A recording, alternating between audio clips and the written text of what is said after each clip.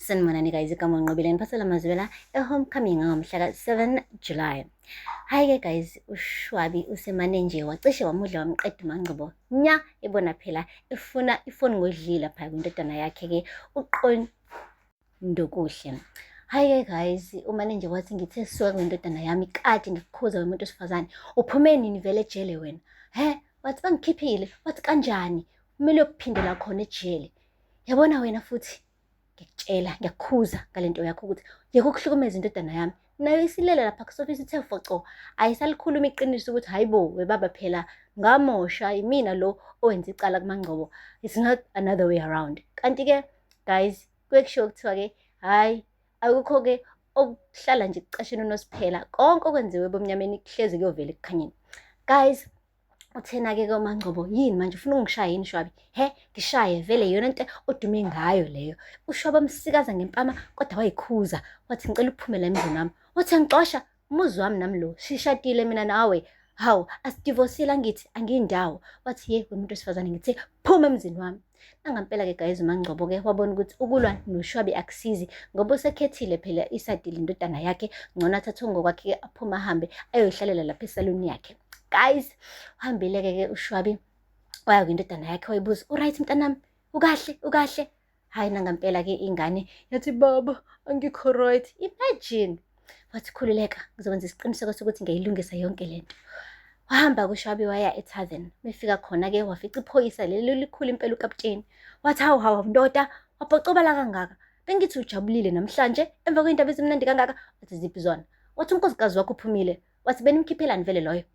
Aniwazi umsebenzi wenu nina? Wathi hayi bo, indaba ushuthi kahle kahle wena wazi kwenzakalani? Wathi ukhuluma ngani? Wathi ividiyo, awuyibona ngani ividiyo? Wathi ngayibona leyo vidiyo, indodana yami yangikhombisa yona. Lamanyala enziwe yila umuntu wesifazane angimfuna noma ngimbone la eduze kwami. Wathi hayi, kushuthi wena uyibona ngividiyo yonke. Wathi ukhuluma ngani? Wathi thina sibona ividiyo yonke. Lo mfana lo uyena owayebhizi engena ekamereni likaMaNgcobo elele, waqeda wafuna ukumqabula. Wathi unamanga, wathi ngikutshela kumele uthole yonke ividiyo uyibonele ngawakho amehlo. Hayi bo guys, uyimande-ke amehla-ke kaShwabi evuleka ebona ukuthi cha le ndodana yakhe hayi, he's not a good boy at all. Guys, akupheli-ke lapho. Hayi-ke guys, ubuyelile-ke uShwabi endlini ethukuthele eganweni wabo. Lapho nje indodana yakhe-ke ifike lapha esikoleni namhlanje, yenza ngathi yonke into ihamba kahle, yagcina litholile-ke iqiniso ukuthi ividiyo isisabalele. uSiphamandla uyithathile wayise police station. Yathukuthela yaganweni wabo, yasho ukuthi wena Siphamandla kahle kahle bengikufake entweni ngikukhombisa ukuthi ulayini okuthola amantombazane unjani. Wena wenza njani uthatha le vidiyo yisaphi e-police station? Bengithi nabangani bami nina nonke kanti niyangikhaphela. Yo guys, wamane uthi uSiphamandla vele uyabheda wena. Yikho into esingayibonela kuwena, wena ufosa uMaNgcobo emva kwalapho umenza ukuthi aye ejele ngenzanga lutho. Phela uMaNgcobo umsulwa bekumele akhishwe ejele, kuboshwe wena okungenani. Hayi-ke guys, bamjikela-ke bonke abangani bakhe esikoleni bamshiye yedwa kanjalo. Sesebuyelile endlini-ke noShwabi wabuya, wathi uShwabi ucela ividiyo. Wazama-ke ubhuti omncane ukuxolisa bakithi, washo ukuthi ubehlohla abangani bakhe yonke lento akade yenza, yaxolisa kakhulu. Wathi ubabakhe ngampela madlala bangifulathele yini? Benginikeza ingane efana nawe? Ngenzeni kangaka?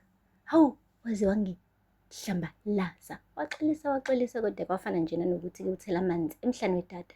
uShwabi washo ukuthi uzoqeda ngaye, amqede ngesibhaco, eqede lapho ahambe e-police station ayoyivulela icala, asho ukuthi uyena-ke obe-wrong. Lapho-ke guys, uQondokuhle-ke bambeke phezu kwetafula-ke, bamnenebula ngebhande, bamqeda bamuthinya.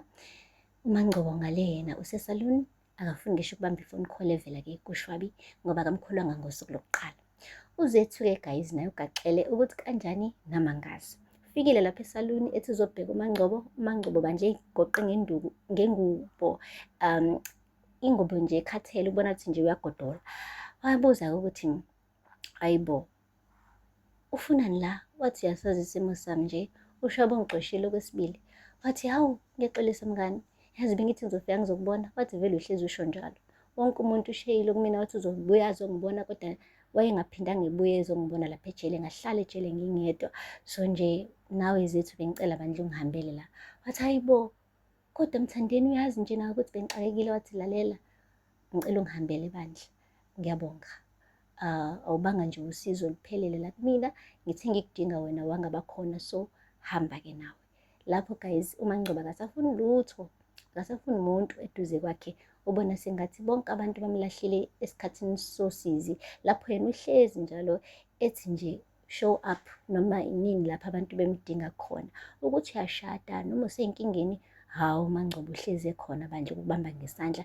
Kodwa la kade secela-ke yena ukuthi-ke kwenzeke okufanayo kuyena, hhayi bandla abantu abatholakalanga. Yingakho-ke esekhetha kona ukuthi ayihlalele yedwa, esuse wonke umuntu ozenza umngani wakhe eduze kwakhe, angabi namngani, abe nje u-solo woman. Guys, aphela lapho-ke amazibela namhlanje. Ningakhohlwa ukusubscribe and like and comment. Until next time, bye. Sanibonani guys, igama uNqobile ngiphasela amazibela e-homecoming ngomhla ka-7 July.